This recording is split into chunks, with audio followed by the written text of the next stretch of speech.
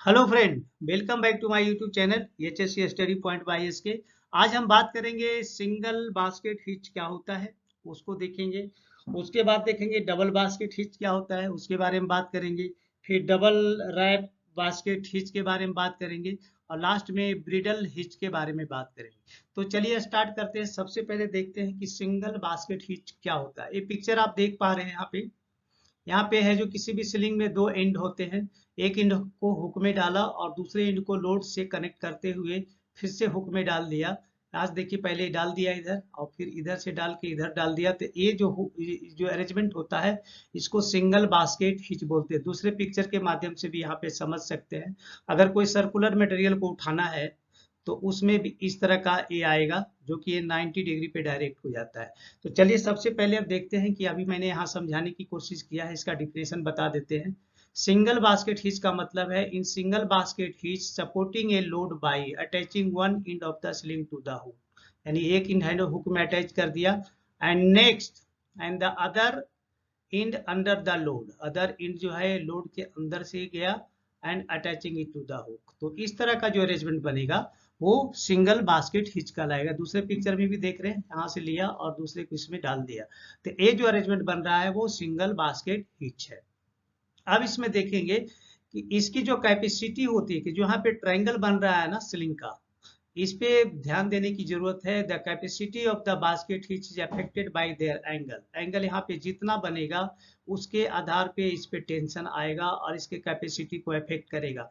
मैंने पुराने वीडियो में स्लिंग एंगल में मैंने बताया है ऑलरेडी कि यहाँ पे जो 60 डिग्री जो बनता है वो सबसे बेटर होता है, क्योंकि ना कम ना ज्यादा। 90 डिग्री पे सबसे ज्यादा हम लोड को उठा सकते हैं, लेकिन 90 डिग्री से ज्यादा बढ़ेंगे तो उसकी कैपेसिटी घटते जाएगी और 90 डिग्री से जैसे जैसे कम आएंगे तो भी उसकी कैपेसिटी घटते जाएगी। लेकिन 60 डिग्री पे उतनी कैपेसिटी और उतना टेंशन है जो स्लिंग पे नहीं आता है, जितना कि एक्सपेक्ट करते हैं उसमें नॉर्मल टेंशन आता है।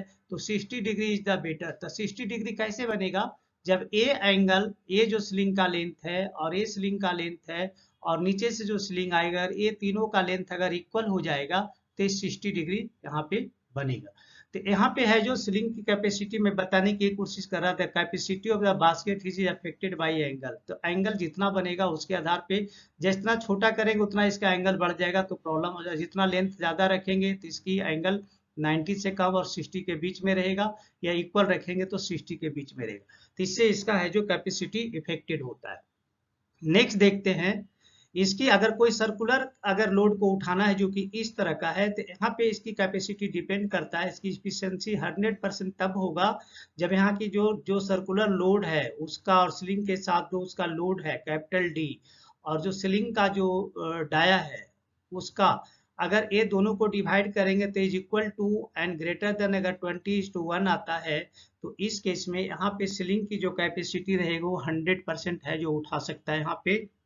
नेक्स्ट देखते हैं कि इस केस में maximum sling length lifting capacity in sling basket hitch 200% होगा। लेकिन 200% किसी भी कीमत पे इस तरह के केस में नहीं हो सकता, क्योंकि यहाँ पे जो एंगल बन रहे हैं जो कि 90 और उससे कम है या 90 से ज्यादा होगा। 200% तभी होगा जब ये 90 डिग्री बनता है, और 90 डिग्री इस तरह के लोड में बनने का कोई सवाल नहीं जब तक स्प्रेडर नहीं लगाया जाता है।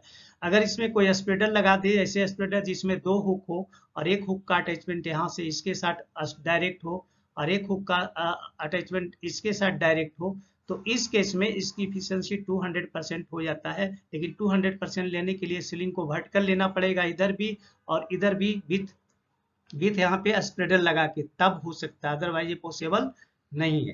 तो चलिए स्लिंग बास्केट आप अच्छे से समझ गए होंगे। नेक्स्ट हम चलते हैं डबल बास्केट हिच पे। तो double basket hitch just single जो बास्केट हिच है वहीं पे इसको दो जगह एंकर किया गया है। यहाँ पे आप देख रहे हैं, इस पिक्चर में आप समझ पा रहे होंगे, ये सिंगल बास्केट हिच ही है और ये भी सिंगल बास्केट हिच है। तो एक्चुअली ये दो जगह पे अटैच किया है, इसलिए हम लोग इसको डबल बास्केट हिच बोलते हैं। तो इसमें क्या होगा, the angle between the load and the sling should be approximately 60 degree और ग्रेटर टू अवॉइड स्लिपेज। अगर यहाँ पे स्लिप इस तरह का लोड है तो यहाँ पे तो ऑलरेडी इसके और इसमें अंतर डिफरेंसेज आ रहा है, तो यहाँ पे स्लिप होने का चांसेस नहीं है। लेकिन यहाँ पे पिक्चर में आप देख पा रहे होंगे, अगर इस तरह का एंकरिंग अगर किया जाता है तो यहाँ पे स्लिप होने का डर है और एक्सीडेंट हो जाएगा।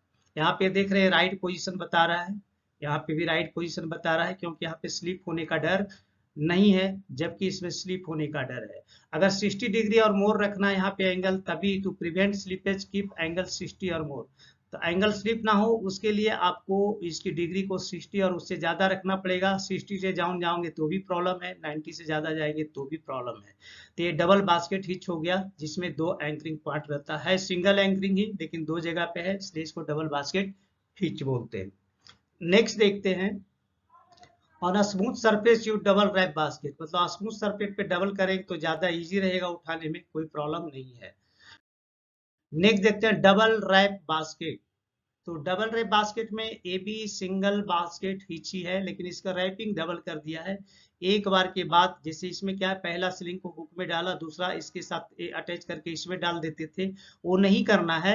एक को इसमें डाला और उसको एक बार फिर से रैप करके फिर इसको इसमें डालना है। तो ऐसे जो अरेंजमेंट होते हैं उसको डबल रैप बास्केट हिच बोलते हैं, जो कि इस पिक्चर में आप यहाँ पे देख पा रहे हैं।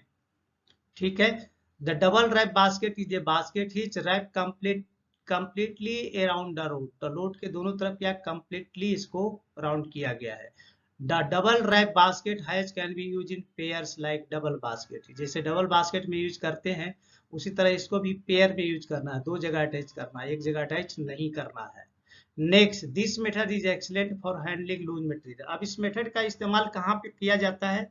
इसको हैंडलिंग करने, जैसे लूज मटेरियल है, पाइप को अगर उठाना है, रॉड को उठाना है, या स्मूथ सिलिंड्रिकल कोई लोड है, जैसे कि अभी मैंने बताया सर्कुलर या सिलिंड्रिकल लोड है, तो उसको उठाने में ये काफी मदद करता है। इसका मेन रीजन क्या होता है कि ये है जो इसका कॉन्टेक्ट 360 डिग्री में होता है with the load and tend to die together, जिसके कारण इससे उठाने में काफी इजी होता है। अब नेक्स्ट देखते हैं जो कि ब्रिडल हिच है, जिसका ब्रिडल हिच का मतलब क्या है, कोई भी मटेरियल अगर उठाना है तो उसमें कितने एंकरिंग पॉइंट दिए गए हैं, तो वैसे स्लिंग के जो अरेंजमेंट होता है उसको ब्रिडल हिच बोलते हैं। जैसे 2 लेग ब्रिडल हिच है, यहाँ पे देख रहे हैं कोई भी लोड अगर है उसमें 2 हुकिंग पॉइंट है, तो इस तरह के जो इस्तेमाल किया जाता है इसको ब्रिडल हिच बोलते हैं। यहाँ पे एक है जो अलग से अरेंजमेंट किया जाता है, इसके साथ स्लिंग लगाई जाती है। तो ये हो गया 2 लेग ब्रिडल हिच। इसके बाद देखेंगे 3 लेग ब्रिडल हिच, जिसमें 3 अरेंजमेंट हो तो इस तरह के लगाएंगे। इसी तरह 4 लेग ब्रिडल हिच, 4 अरेंजमेंट है तो इस तरह के 4 जगह पे इसको हम लगा सकते हैं और इस तरह से उठा सकते हैं। तो अभी दोस्तों आपने अभी देखा सिंगल बास्केट हिच क्या होता है, डबल बास्केट हिच क्या होता है, डबल रैप बास्केट हिच क्या होता है, और ब्रिडल हिच क्या होता है, मतलब इसका एक क्या इंपॉर्टेंस है उठाने में, इसको आप अच्छे से समझ गए होंगे। तो चलिए मैं यहाँ पे आप लोगों से रिक्वेस्ट जरूर करूंगा, अगर हमारे चैनल पे नए हैं तो प्लीज चैनल को सब्सक्राइब कर दें, दोस्तों में जरूर शेयर करें और बेल आइकन को प्रेस कर लें ताकि हमारा नेक्स्ट वीडियो का नोटिफिकेशन आपको टाइम से मिल जाए। तो चलिए मिलते हैं आपसे नेक्स्ट वीडियो में, तब तक के लिए जय हिंद, वंदे मातरम।